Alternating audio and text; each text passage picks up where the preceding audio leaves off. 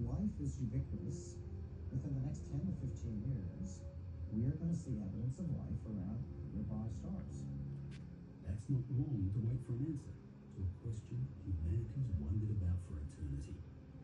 If there are no other conscious beings in the Milky Way, then that means that the Earth is the only place currently where meaning resides.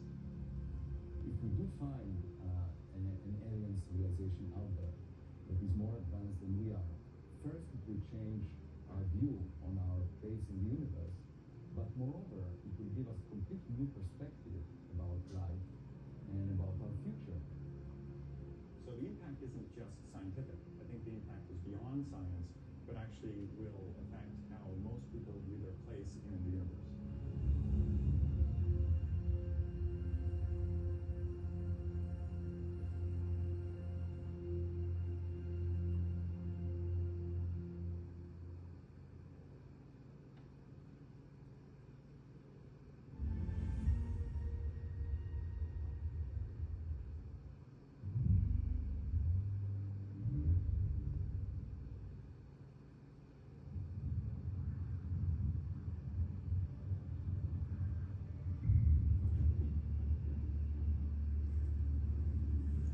It's midsummer.